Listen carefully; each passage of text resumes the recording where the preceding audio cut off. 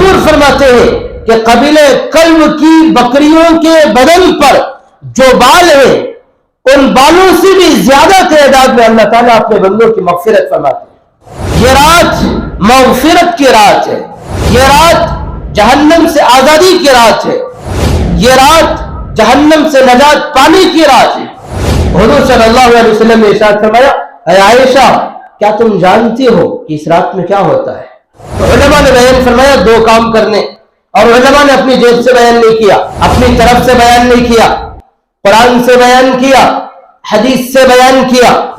اپنی طرف سے بنا کر عمل نہ کرنا شروع کر دیں، اپنی طرف سے بنا کر ضروری قرار نہ دے لیں۔ جس کو ضروری اللہ نے سمجھا اس کو بیان کر دیا، جس کو ضروری نبی نے سمجھا اس کو بیان کر دیا، اس پر عمل کر کے چلے گئے۔ جو ہمیں اللہ سے ملے اس پر عمل کریں، جو ہمیں رسول اللہ سے ملے اس پر عمل کریں، جو ہمیں علماء شریعت سے نکال کر نچوڑ دے دیں اس پر عمل کریں۔ تو پہلا عمل آتش بازی سے بچے، دوسرا حلوہ پوری وغیرہ بنانے سے بچے، تیسرا گھر کو پینٹ کرانا، نئے کپڑے اس نظریے اور عقیدے کے ساتھ پہننا یہ بھی ممنوع ہے، غلط عمل ہے، اس کو بھی نہ کریں۔ الحمدللہ وحدہ والصلاة والسلام على من لا نبي بعده أما بعد فأعوذ بالله من الشيطان الرجيم بسم الله الرحمن الرحيم إنا أنزلناه في ليلة مباركة إنا كنا منذرين فيها يفرق كل أمر حكيم صدق الله العظيم عن عائشة رضي الله عنها قالت فقدت رسول الله صلى الله عليه وسلم ليلة فخرجت فإذا هو بالبقيع فقال أتظن أن يحيف الله عليك ورسوله فقلت ظننت أنك أتيت بعد نسائك فقال رسول الله صلى الله عليه وسلم إن الله عز وجل ينزل في ليلة النصف من شعبان فيغفر لأكثر من عدد شعر غنم كلب وكما قال عليه الصلاة والسلام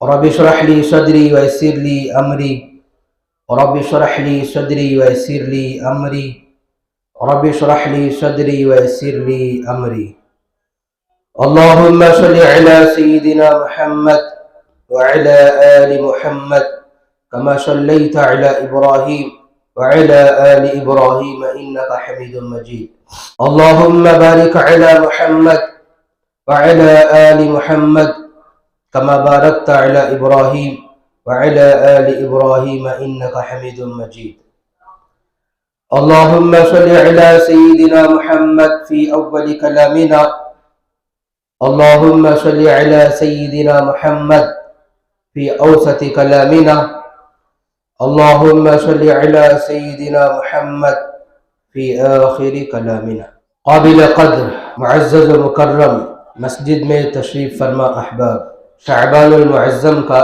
مہینہ چل رہا ہے۔ گزشتہ جمعہ ہمارے درمیان میں بات یہ آئی تھی کہ شعبان کی فضیلت کیا ہے، مقام کیا ہے، مرتبہ کیا ہے اور اس میں کیا کرنا چاہیے۔ اب کی اس جمعہ ہمارے درمیان میں بات یہ آنے والی ہے کہ ابھی اس ہفتے کے ختم ہونے سے پہلے 15ویں شعبان کی رات آئے گی، جسے شریعت کی اصطلاح میں نصف شعبان کی رات کہا جاتا ہے۔ شب برات کے نام سے وہ رات مشہور ہے۔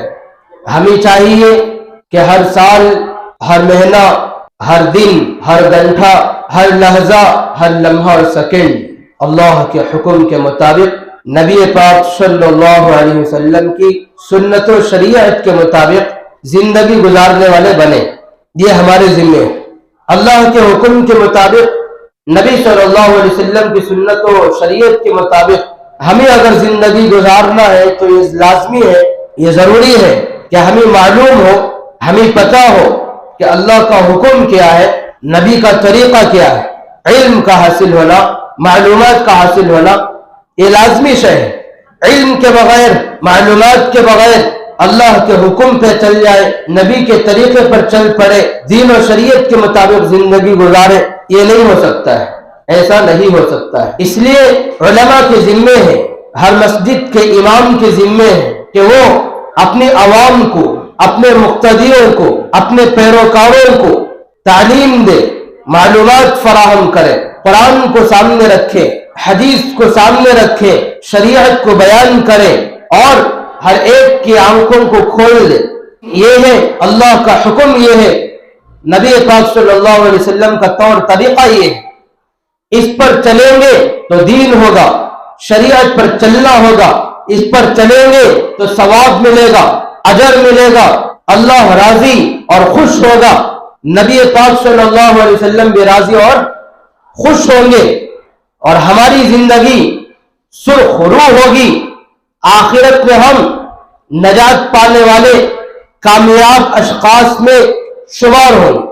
تو اس کے لیے قرآن و حدیث کی روشنی میں شب برات کی حقیقت کیا ہے، حیثیت کیا ہے، قرآن نے کیا رہبری کی، حدیث نے کیا رہبری کی، صحابہ کا کیا عمل تھا، شریعت کیا ہے، اس کو بیان کیا جائے، پھر اس کو معلوم کرنے کے بعد عمل کرنے کی پوری کوشش کی جائے۔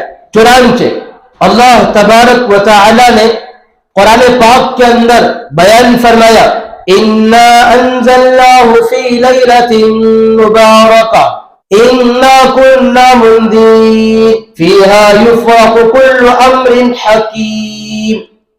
بے شک ہم نے قرآن پاک کو اس مبارک رات پہ نازل فرمایا، اِنَّا أَنزَلْنَاهُ، بے شک ہم نے اس کو نازل کیا، فی لیلۃ مبارکہ، بابرکت ایک رات میں، فیہا یفرق کل امر حکیم، جس رات کے اندر ہر حکمت والے امر کو، ہر حکمت والی شے کو ممتاز کر دیا جاتا ہے، الگ الگ کر دیا جاتا ہے۔ اس رات کے اندر ہم نے قرآن پاک کو نازل فرمایا۔ قرآن کی اس آیت کی تفسیر میں علامہ جلال الدین رحمت اللہ علیہ نے تفسیر جلالین کے اندر لکھا ہے کہ اس رات میں ہم نے قرآن کو نازل فرمایا، اس رات سے مراد ہے 15ویں شعبان کی رات۔ کون سی رات؟ ہم نے قرآن کو نازل فرمایا 15ویں شعبان کی رات میں، یہ تفسیر فرمائی ہے۔ پتہ یہ چلا کہ یہ جو 15ویں شعبان کی رات آنے والی ہے، یہ کوئی عام راتوں کی طرح سے ایک رات نہیں ہے، یہ کوئی معمولی رات نہیں ہے، یہ کوئی غیر معتبر رات نہیں ہے، یہ کوئی ایسی رات نہیں ہے کہ جس کو ایسے ہی غفلت کے ساتھ تساہل برتتے ہوئے بھول کر گزار دے، بلکہ بڑی مقام والی رات ہے، مرتبے والی رات ہے، عبادت والی رات ہے، ریاضت والی رات ہے، اللہ سے مانگنے کی رات ہے، فیصلے کروانے کی رات ہے۔ جب حدیثیں سامنے آئیں گی تو پتہ چلے گا۔ اما جان حضرت عائشہ صدیقہ رضی اللہ عنہا بیان فرماتی ہے، ترمذی کی روایت ہے، فقدت رسول اللہ صلی اللہ علیہ وسلم لیلۃ، ایک مرتبہ میں نے حضور صلی اللہ علیہ وسلم کو نہیں پایا، ایک مرتبہ ایک رات میں نے حضور کو اپنے ساتھ اپنے بستر میں نہیں پایا، چنانچہ مجھے فکر ہوئی، فخرجت، تو آپ کی جستجو کرتے ہوئے، آپ کو ڈھونڈتے ہوئے، تلاش کرتے ہوئے میں باہر نکل پڑی۔ ڈھونڈتے ڈھونڈتے جب جنت البقیع قبرستان پر پہنچتی ہوں تو میں کیا دیکھتی ہوں کہ فَإِذَا هُوَ بِالْبَقِيعِ، کہ تاجدار مدینہ محمد عربی حضرت محمد صلی اللہ علیہ وسلم جنت البقیع قبرستان کے اندر موجود ہے۔ حضور نے دیکھا تو فرمایا، اے عائشہ اکنت تخافین ان یحیف اللہ علیک، اے عائشہ کیا تمہیں اس بات کا خطرہ محسوس ہوا کہ اللہ تم سے خیانت کرے، کہ اللہ تم پر ظلم کرے گا، زیادتی کرے گا، اور اس کے رسول تم پر زیادتی کر بیٹھیں گے؟ تو حضرت عائشہ رضی اللہ عنہ فرماتی ہیں، فقلت، میں نے جواب دیا، میں نے عرض کیا، یا رسول اللہ انی ظننت انک اتیت بعد نسائک، اے اللہ کے نبی میں نے سوچا کہ شاید آپ اپنی کسی بیوی کے پاس گئے ہوں گے، میں نے یہ گمان کیا، میں نے یہ سوچا۔ حضور صلی اللہ علیہ وسلم نے ارشاد فرمایا اے عائشہ ان اللہ عز وجل بے شک اللہ عز وجل ينزل لیلۃ النصف من شعبان بے شک اللہ عز وجل 15ویں شعبان کی رات میں اترتے ہیں الی السماء الدنیا آسمان دنیا پر نزول فرماتے ہیں فیغفر اور اپنے بندوں کی مغفرت فرماتے ہیں کثیر تعداد میں مغفرت فرماتے ہیں اور اتنے زیادہ بندوں کی مغفرت فرماتے ہیں لأکثر من عدد شعر غنم کلب بنو کلب کا جو قبیلہ ہے وہ قبیلے کے تعلق سے بات مشہور تھی کہ وہ قبیلہ بہت زیادہ بکریوں کو پالا کرتا تھا اس کی بکریوں سے پہاڑوں کے بیچ کی جگہ پر ہو جایا کرتی تھی حضور فرماتے ہیں کہ قبیلے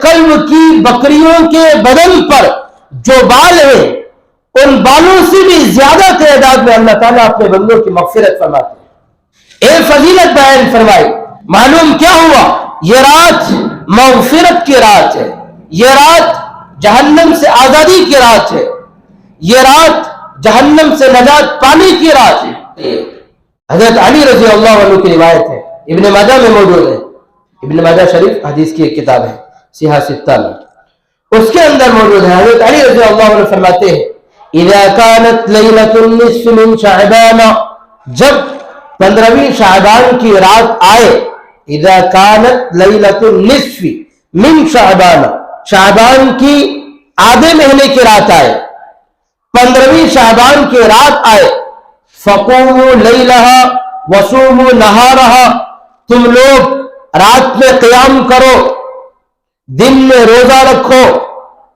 رات میں عبادت کرو دن میں روزہ رکھو کیوں آگے ارشاد فرمایا فإن اللہ اس لیے کہ بے شک اللہ تعالی ينزل لیلۃ النصف من شعبان کہ 15ویں شعبان کی رات میں آسمان دنیا پر اترتے ہیں فإن اللہ ينزل لغروب الشمس 15ویں شعبان کی رات میں اترتے ہیں نزول فرماتے ہیں فیقول پھر اعلان فرماتے ہیں الا من مستغفر فاغفرہ آسمان دنیا پر اتر کر اعلان کرتے ہیں ہے کوئی مغفرت کا طلبگار مغفرت چاہنے والا معافی مانگنے والا فاغفر لہ کہ میں اس کی مغفرت کروں گا اس کی بخشش کروں گا اس کو معاف کر دوں گا هل من مسترزق فارزقہ ہے کوئی رزق کا طلبگار روزی چاہنے والا روزی کا سوال کرنے والا فارزقہ میں اس کو روزی دوں گا هل من علی مبتلا ہے کوئی مصیبت زدہ شخص مصیبت میں حالات میں مسائل میں دوچار ہونے والا مسائل میں گرفتار شخص فأعافیہ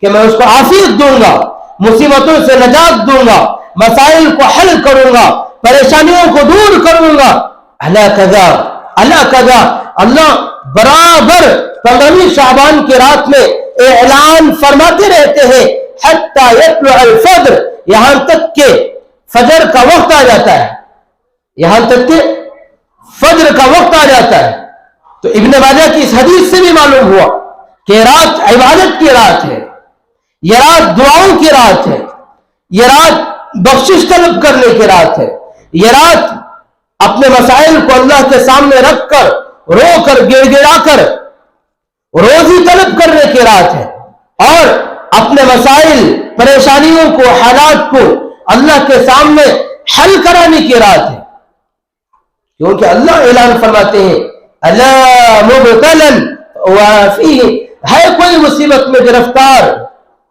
کہ میں اس کو مصیبتوں سے نجات دوں عافیت عطا کروں اسی طرح دو روایتیں ہو گئی ایک اور روایت ہے ایک اور حدیث میں حضور صلی اللہ علیہ وسلم نے ارشاد فرمایا عن معاذ بن جبل رضی اللہ عنہ عن النبی صلی اللہ علیہ وسلم حضرت معاذ بن جبل رضی اللہ عنہ حضور صلی اللہ علیہ وسلم سے روایت فرماتے ہیں یطلع اللہ الى خلقه فی لیلۃ النصف من شعبان اللہ پاک 15ویں شعبان کی رات میں اپنے بندوں کی طرف، مخلوق کی طرف دیکھتے ہیں، متوجہ ہوتے ہیں، فَيَغْفِرُ لِجَمِيعِ خَلْقِهِ، اور اپنی تمام مخلوق کی مغفرت فرما دیتے ہیں، بخشش فرما دیتے ہیں، پوری مخلوق کو معاف کر دیتے ہیں۔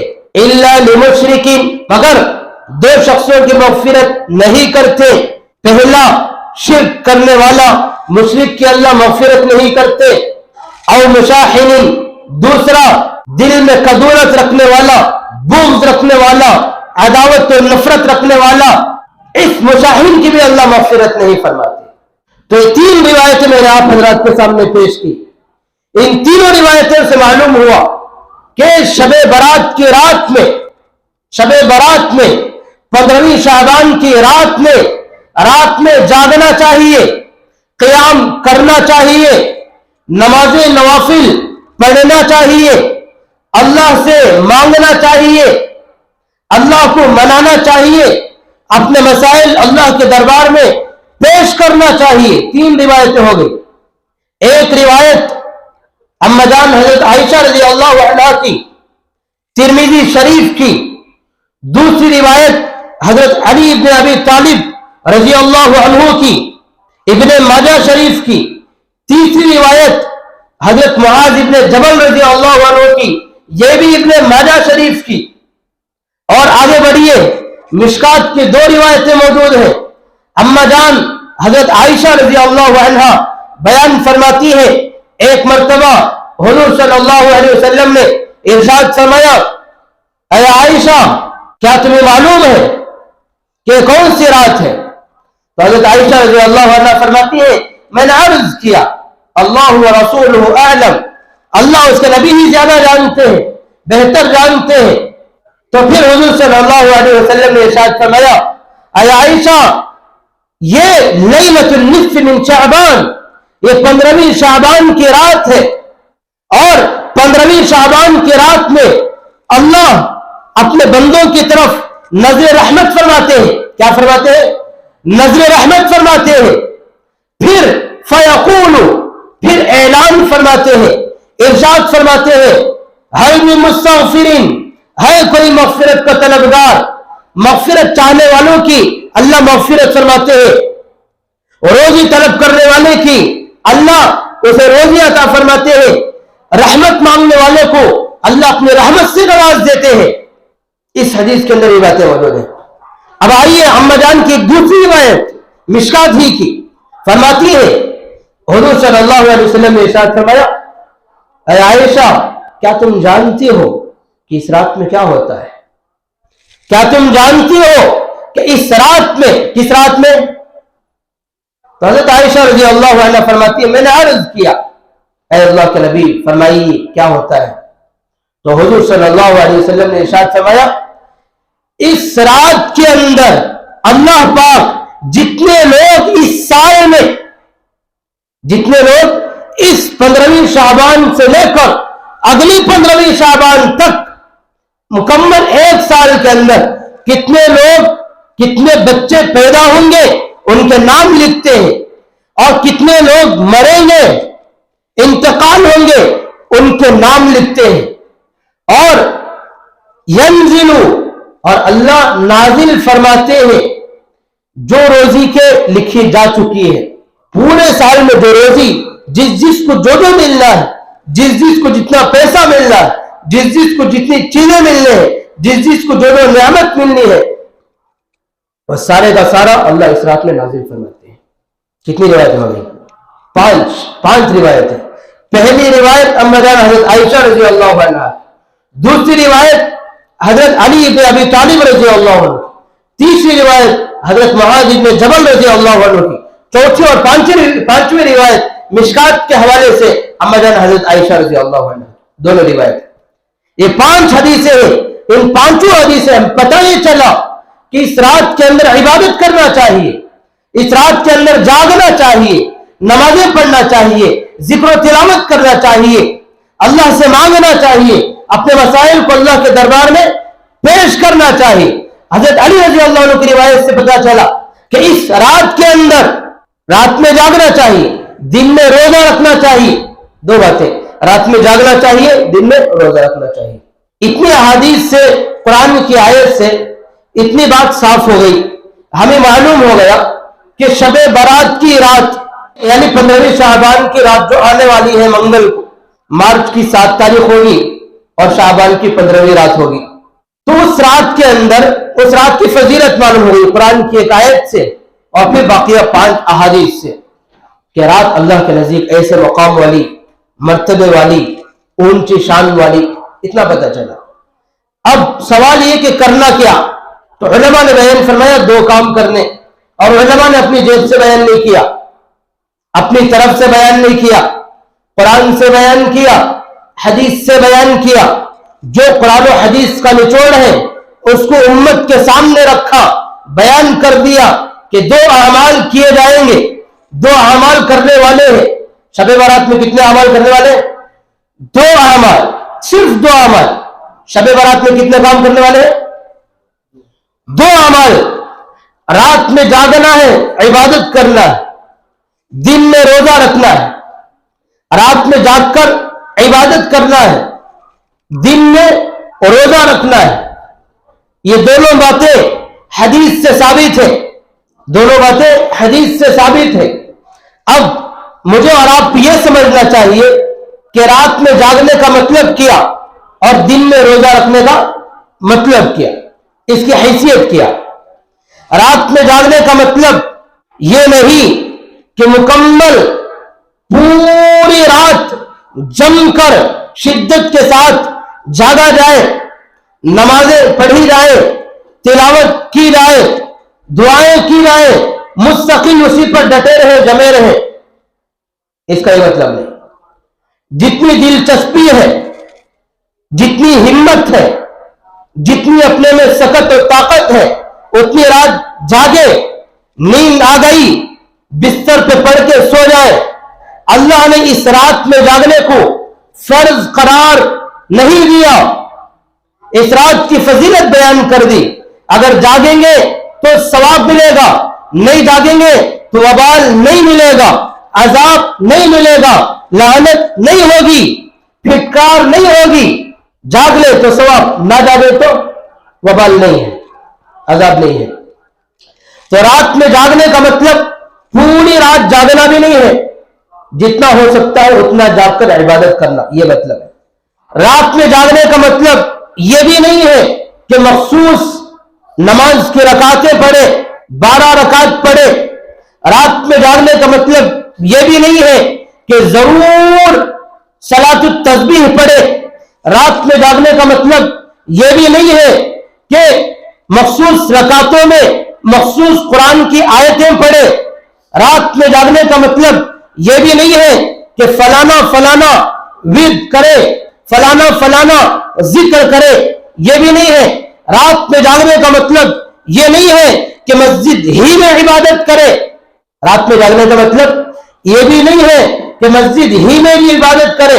رات میں جاگنے کا مطلب یہ بھی نہیں ہے کہ مسجد میں جمع ہو کر بیان کرے.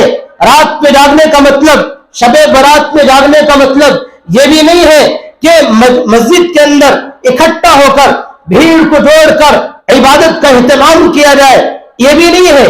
بلکہ رات میں جاگنے کا مطلب یہ ہے کہ جتنی دلچسپی ہے اتنی عبادت کرے پھر سو جائے. رات میں جاگنے کا مطلب یہ ہے کہ جو جہاں چاہے، اگر گھر میں عبادت کرنا چاہے وہاں کر لے، مسجد میں کرنا چاہے یہاں کر لے، اپنی جگہ پر رہتے ہوئے عبادت ادا کرے. اپنی طرف سے بیان کو لازم سمجھنا یا مسجد ہی میں عبادت کو لازم سمجھنا یا صلاۃ التسبیح کی نماز کو ضروری سمجھنا یا مخصوص رکعتیں پڑھنا اپنی طرف سے نہ بنا لے، کیونکہ اللہ نے بیان نہیں کیا یہ باتیں، نبی نے بیان نہیں کیا یہ باتیں. صلاۃ التسبیح کی نماز یا مخصوص رکعتوں میں مخصوص صورتیں یا مسجد میں جمع ہو کر بیان کرنا یہ نبی کی احادیث سے ثابت نہیں، قرآن سے ثابت نہیں، اور علماء نے کہیں بیان نہیں کیا ہے. اپنی طرف سے بنا کر عمل نہ کرنا شروع کر دے، اپنی طرف سے بنا کر ضروری قرار نہ دے لے. جس کو ضروری اللہ نے سمجھا اس کو بیان کر دیا، جس کو ضروری نبی نے سمجھا اس کو بیان کر دیا، اس پر عمل کر کے چلے گئے۔ جو ہمیں اللہ سے ملے اس پر عمل کریں، جو ہمیں رسول اللہ سے ملے اس پر عمل کریں، جو ہمیں علماء شریعت سے نکال کر نچوڑ دے دے اس پر عمل کریں۔ رات میں جاگنے کا یہ بھی مطلب نہیں ہے کہ ہم تو جاگ رہے ہیں، فلانا سو رہا ہے، سونے والے کو ہم برا بھلا کہنا شروع کر دیں، یا سونے والے کو ہم وہ تو عبادت نہیں کرتا ایسی بات کہنا شروع کر دیں، یہ بھی مطلب نہیں ہے۔ سونے والے کو سونے دیں، خود جتنا کر سکتے ہیں اتنا کر لیں، پھر آرام کریں، کیونکہ حدیث میں آیا ہے اگر کوئی اللہ کا بندہ عشاء کی نماز پڑھے جماعت کے ساتھ، پھر آرام کرے، پھر وقت پر فجر کی نماز کو اٹھے جماعت سے ادا کرے، حدیث میں آیا اللہ پوری رات میں عبادت کرنے کا ثواب دیں گے۔ اگر عشاء کی نماز جماعت سے ہوئی آدھی رات عبادت کا ثواب، پھر فجر کی بھی نماز جماعت سے ہوئی تو پوری رات عبادت کا ثواب ملے گا۔ البتہ شب برات کی فضیلت 5 احادیث سے، قرآن کی آیت سے ہمیں جو سمجھ میں آئی وہ یہ کہ اس رات میں جاگنا چاہیے، عبادت کرنا چاہیے، اللہ سے مانگنا چاہیے، یہ ہمارے ذمہ ہے۔ ہم جتنا ہو سکتا ہے کر لے، پھر جو نہیں ہو سکتا اس کو چھوڑ دے، جو نہیں کر رہا ہے اس پر لعن نہیں، اس پر تعن نہیں۔ پھر 15ویں شعبان کو ایک اور دوسرا کام کرنے کا، 2 ہی کام کرنے کی۔ پہلا کام رات میں عبادت کرنا، دوسرا کام دن میں روزہ رکھنا۔ پھر دن میں روزہ رکھنے کا مطلب کیا، حدیث میں اس کا کیا مقام ہے، اس کی کیا حیثیت ہے؟ تو دن میں روزہ رکھنے کا مطلب یہ ہے کہ ہم اس کو ضروری قرار نہ دے لیں۔ دن میں روزہ رکھنا مستحب ہے، اگر رکھیں گے ثواب ملے گا، نہیں رکھیں گے عذاب نہیں ملے گا، پھٹکار نہیں ہوگی، عذاب نہیں ہوگا۔ دن میں روزہ رکھنے کا مطلب یہ نہیں ہے کہ ہم روزہ رکھ کر اپنے کو اچھا سمجھنے لگے، دوسرے کو برا سمجھنے لگے۔ دن میں روزہ رکھنے کا مطلب یہ نہیں ہے کہ کسی اور کو برا بھلا کہنے لگے۔ ضروری قرار نہ دے لیں، فضیلت بیان کی گئی ہے، رکھیں گے تو فضیلت حاصل ہوگی، نہیں رکھیں گے تو وبال نہیں۔ اتنی بات ہے دن میں روزہ رکھنے کا مطلب۔ پھر ایک اور عمل 15ویں شعبان میں عام طور پر جو لوگ کرتے ہیں وہ یہ، عام طور پر 15ویں شعبان کی رات میں بہت سارے لوگ قبرستانوں کی طرف جاتے ہیں، درحالے کہ یہ عمل حضور صلی اللہ علیہ وسلم سے ثابت نہیں ہے جیسے ہم کرتے ہیں۔ جماعتیں بنا کر جانا قبرستانوں کو ثابت نہیں ہے، اور ضروری سمجھنا یہ بھی ثابت نہیں ہے۔ البتہ اتنی بات ثابت ہے، جیسے میں نے پہلے حدیث پیش کی، اما جان حضرت عائشہ رضی اللہ عنہ کی، فرماتی ہے فقط رسول اللہ لیلۃ، میں نے ایک مرتبہ حضور صلی اللہ علیہ وسلم کو نہیں پایا، فخرجت، میں آپ کو تلاش کرتی ہوئی نکلی، فاذا هو بالبقیع، تو میں کیا دیکھتی ہوں کہ حضور صلی اللہ علیہ وسلم 15ویں شعبان کی رات میں جنت البقیع قبرستان میں موجود ہے۔ یہ ایک حدیث ہے جس میں یہ ذکر ہے کہ حضور صلی اللہ علیہ وسلم جنت البقیع قبرستان میں موجود ہے۔ یہ ہے، اس حدیث سے پتہ یہ چلا کہ حضور صلی اللہ علیہ وسلم ہر سال 15ویں شعبان کی رات کو قبرستان جاتے تھے، یہ ثابت نہیں ہے، بلکہ یہ ثابت ہے کہ زندگی میں حضور صلی اللہ علیہ وسلم نے ایک مرتبہ 15ویں شعبان کی رات میں جنت البقیع گئے۔ اس لیے ہمیں بھی چاہیے کہ پوری زندگی میں 15ویں شعبان کی رات میں کبھی ایک مرتبہ حضور کی اطاعت میں، فرمانبرداری میں ایک مرتبہ قبرستان چلے جائیں۔ حضور صلی اللہ علیہ وسلم قبرستان تشریف لے گئے تھے، چپکے سے گئے تھے، ہم جماعتیں بنا کے جاتے ہیں، حضور صلی اللہ علیہ وسلم اکیلے تنہا گئے تھے، اور ایسے تشریف لے گئے تھے کہ خود حضور کی بیوی، محبوب بیوی حضرت عائشہ رضی اللہ عنہا، ان کو تک پتہ نہیں تھا کہ حضور صلی اللہ علیہ وسلم کہاں گئے۔ ڈھونڈنے کے بعد پتہ چلا کہ قبرستان میں۔ ہمارا عمل بھی یہی ہونا چاہیے کہ ہم زندگی میں ایک مرتبہ 15ویں شعبان کی رات میں چلے جائے، اور جائے تو چپکے سے چلے جائے، زندگی میں ایک مرتبہ جائے اور چپکے سے چلے جائے، جماعت بنا کر نہ جائے۔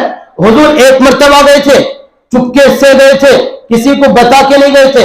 ہمارا عمل بھی یہی ہونا چاہیے کہ زندگی میں 15ویں شعبان کی رات کبھی ایک مرتبہ چلے جائے، اور بار بار نہ جائے، ہر سال نہ جائے۔ اور حضور صلی اللہ علیہ وسلم اکیلے تلے تنہا چپکے سے چلے گئے تھے. ہم کو بھی چاہیے کہ ہم بھی کبھی چپکے سے کسی کو بتائے بنا خاموشی سے چلے جائے, اس حدیث پر عمل ہو جائے. تو لہذا 15ویں شعبان کو ایک عمل نہ کرنے کا یہ ہے کہ 15ویں شعبان کی رات کو جماعتیں بنا کر جھتے 4 افراد 8 10 افراد مل کر قبرستان کو نہیں جانا چاہیے, اور ہر سال بھی نہیں جانا چاہیے. اسی طرح سے بعض نہ کرنے والے اعمال, 15ویں شعبان کو کرنے والے اعمال 2. نمبر 1, رات میں عبادت پوری رات کرنا ضروری نہیں, مخصوص رکعتیں پڑھنا ضروری نہیں, صلاۃ التسبیح ضروری سمجھنا یہ بھی غلط, اور اسی طرح سے پوری رات جاگنا بھی کوئی ضروری نہیں. یہ دماغ میں رکھ لیں. رات میں عبادت کون سی کرنا یہ تک ثابت نہیں ہے, کوئی بھی کر سکتے ہیں. نماز پڑھیں, اپنی زندگی میں جو چھوٹی ہوئی نمازیں ہیں ان کی قضا کریں, قرآن کی تلاوت کریں, ذکر کریں, دعاؤں میں وقت دیں, جو عبادت کر سکتے ہیں کریں, کوئی متعین نہیں, کیونکہ حضور کا یہی عمل ہے. کوئی بھی عبادت کرتے تھے, صحابہ کوئی بھی عبادت کرتے تھے, کوئی بھی عمل کرتے تھے, کوئی مخصوص عبادت متعین نہیں ہے, اس لیے متعین نہ کریں. 2 اعمال 15ویں شعبان کو کرنے کی. نمبر 1, رات میں عبادت کا مطلب سمجھ میں آ گیا. نمبر 2, دن کا روزہ سمجھ میں آ گیا. 2 عمل کرنے کی. نہ کرنے والے اعمال جو کہ معاشرے میں عام ہو چکے ہیں اور لوگ کرتے ہیں کہ اس رات میں آتش بازی کی جاتی ہے. نوجوان روڈوں پر سڑکوں پر نکل کر گاڑیاں چلاتے ہیں, ویلنگیں مارتے ہیں, پٹاخے پھوڑتے ہیں. اس کے اندر 3 نقصانات ہیں. نمبر 1, آتش بازی کا عمل غیر مسلموں کا عمل ہے, غیر مسلموں سے مشابہت کی بنیاد پر مشابہت کا گناہ ہوگا. نمبر 2, پٹاخے خریدنے میں, آتش بازی کرنے میں پیسہ خرچ ہوگا, فضول خرچی ہوگی, اس کا گناہ ملے گا. قرآن کی آیت صاف, ان المبذرین کانوا اخوان الشیاطین, بے شک فضول خرچی کرنے والا شیطان کا بھائی ہے, اس لیے یہ عمل حرام ہے. تیسرا نقصان آتش بازی کا, اور لوگ جو آرام کر رہے ہیں, سو رہے ہیں, ان کی نیندوں میں خلل پڑتا ہے, اور برادران وطن غیر مسلم بھائی ہیں, ان کو تکلیف پہنچتی ہے, نیندوں میں خلل ہوتا ہے. ایذائے مسلم حرام ہے, اور لوگوں کو تکلیف پہنچانا ناجائز اور حرام عمل ہے. 3 طرح کے نقصانات اس آتش بازی کے عمل سے ہوتے ہیں. تو نہ کرنے والا کام آتش بازی یعنی پٹاخے پھوڑنا. دوسرا, اس رات کے اندر بہت سارے لوگ حلوہ بناتے ہیں. حلوہ بنانے کا اس رات سے کوئی تعلق نہیں, کیونکہ نبی نے نہیں بنایا, صحابہ نے نہیں بنایا, قرآن سے ثابت نہیں, حدیث سے ثابت نہیں. اس لیے حلوہ بنانے کو ضروری تصور نہ کرے, مستحب بھی نہ سمجھے, بلکہ ممنوع عمل ہے, اس کو نہیں کرنا چاہیے, اس سے بھی بچے. تیسرا عمل, بعض لوگ شب برات کے لیے گھر کی صفائی کرتے ہیں, پینٹ مارنے کراتے ہیں, اور پھر گھر کو پاک صاف ستھرا کرتے ہیں, پاک صاف کپڑے, نئے کپڑے سے لا کر کپڑے پہنتے ہیں. اس کے پیچھے ان کا نظریہ اور عقیدہ کیا؟ نظریہ اور عقیدہ یہ رکھتے ہیں کہ شب برات کی رات میں, 15ویں شعبان کی رات میں جو گڑے ہوئے مردے ہیں, ان کی روحیں گھروں میں آتی ہیں. یہ عقیدہ رکھا جاتا ہے, یہ خیال کیا جاتا ہے, دراحالے کہ یہ خیال غلط ہے, باطل ہے, مردود ہے, کیونکہ جو روح نکل چکی وہ یا تو سجین میں ہوگی, وہ یا تو علیین میں ہوگی, وہ روح یا تو جنت کے مزوں میں ہوگی, وہ روح اللہ کے خیر خانے جہنم کے پنجرے کے اندر لٹک چکی ہوگی. روح کے واپس لوٹ کر آنے کا عقیدہ باطل, مردود ہے, ہندوؤں سے غیروں سے لیا ہوا عمل ہے. اس لیے اس نظریے کو ختم کر دینا چاہیے, اس خیال کو ختم کر دینا چاہیے. تو پہلا عمل آتش بازی سے بچے, دوسرا حلوہ پوری وغیرہ بنانے سے بچے, تیسرا گھر کو پینٹ کرانا, نئے کپڑے اس نظریے اور عقیدے کے ساتھ پہننا یہ بھی ممنوع ہے, غلط عمل ہے, اس کو بھی نہ کریں. پھر بعض لوگ چنے بناتے ہیں, مسور کی دال پکاتے ہیں, اس کا بھی اس رات سے کوئی تعلق نہیں. اس سے بھی بچیں. اس طرح سے یہ 4-5 عمل ہیں، اور بھی ایک اور بھی عمل ہے میرے دماغ میں نہیں آ رہا. تو دو ہی عمل کرنے کے، اگر کرنے والے اعمال اگر ہم اپنے دماغ میں رکھ لیں تو پھر لامحالہ طور پر جو نہ کرنے والے کام ہیں اس سے آدمی بچ جائے. اگر کرنے والے کام ہی معلوم نہیں ہے تو یقینی طور پر وہ نہ کرنے والے اعمال کے اندر وہ شریک ہوگا. تو اس کے لیے دو ہی کام کرنے کے، ایک رات کی عبادت، دن کا روزہ. رات کی عبادت کا مطلب واضح ہو گیا کہ رات کی عبادت کا مطلب پوری رات جاگنا ضروری نہیں، جتنا ہو سکتا ہے اتنا جاگے. رات کی عبادت کا مطلب یہ نہیں کہ مخصوص رکعتیں پڑھے، مخصوص رکعتوں میں مخصوص سورے پڑھے، یہ بھی نہیں. یا صلاۃ التسبیح کی نماز جماعت بنا کر پڑھے، یہ بھی نہیں. یا رات میں جاگنے کا مطلب یہ بھی نہیں کہ مسجد کے اندر مجمع کو، بھیڑ کو اکٹھا کر کے بیان کیا جائے، یہ بھی نہیں. بلکہ رات میں جاگنے کا مطلب یہ ہے کہ جتنا ہو سکتا ہے اتنی عبادت کرے، نوافل پڑھے، فرائض پڑھے، قضاء عمری کرے، صلاۃ التسبیح کی نماز انفرادی پڑھے، مسجد میں پڑھنا چاہے مسجد میں پڑھے، گھر میں پڑھنا چاہے گھر میں پڑھے، تلاوت کرے، دعائیں مانگے. یہ اعمال کرنے کے رات میں. اور جو نہیں کرتے ان کو لعن کان کا نشانہ نہ بنے. دن میں روزے کا مطلب بھی سمجھ میں آ رہا ہے، اس کو بھی ضروری قرار نہ دے لے، بلکہ رکھنا چاہے رکھ لے، چھوڑنا چاہے چھوڑ دے، کوئی بات نہیں. رکھیں گے ثواب ملے گا، نہیں رکھیں گے تو وبال نہیں ہوگا. یہ باتیں تھیں شب برات کے تعلق سے، 15ویں شعبان کے تعلق سے، جو ہمیں قرآن سے اور حدیث سے ہمیں معلوم ہوئی. ہمیں چاہیے کہ ہم ان اعمال کو کرنے والے بنے، جو اعمال نہیں کرنے کے ہیں ان اعمال سے بچنے والے بنے. حضرت مولانا الیاس گھومن صاحب دامت برکاتہ حضرت نے بیان فرمایا، اگر کوئی اللہ کا بندہ صحیح معنی میں صحیح طریقے سے اس رات میں جاگے، عبادت کرے، اللہ سے دعائیں مانگے، پھر دن میں روزہ رکھے، تو یقین جانو اللہ اس کی مغفرت فرما دے گی، اس کی بخشش ہو جائے گی، گناہ معاف ہو جائے گی، یہ فضیلت اس کو حاصل ہوگی. البتہ اتنی بڑی فضیلت ہونے کے باوجود، رحمت مغفرت ملنے کے باوجود 5 افراد ایسے ہیں جن کی مغفرت اس رات میں بھی نہیں ہوتی. کتنے افراد ہیں؟ 5 افراد، 5 طرح کے لوگ ایسے ہیں جن کی مغفرت اس رات میں بھی نہیں ہوتی. نمبر 1 حضرت علی رضی اللہ عنہ کی روایت سے ثابت ہوا، الا لمشرک، اللہ جو مشرک ہوگا اس رات میں بھی اللہ اس کی مغفرت نہیں کریں گے. مشرک کون؟ جو بتوں کی پوجا کرنے والا، وہ مراد نہیں ہے، بلکہ وہ مومن، وہ مسلمان جو ظاہراً مسلمان نظر آتا ہے مگر زبان سے مانگتا ہے تو اللہ سے بھی مانگتا ہے، ولی سے بھی مانگتا ہے، اللہ سے بھی مانگتا ہے، غیر اللہ سے بھی مانگتا ہے. یہ شرک کرنے والا اس کی مغفرت نہیں ہوگی. نمبر 2 اور مشاحن، جو شاحن ہے، جو دل میں کدورت رکھنے والا، عداوت رکھنے والا، نفرت رکھنے والا، آپس میں لڑائی جھگڑا کرنے والا، ایک دوسرے سے دور رہنے والا، یعنی بغض، عداوت، نفرت رکھنے والا، اس کی بھی اللہ مغفرت نہیں فرمائے گی.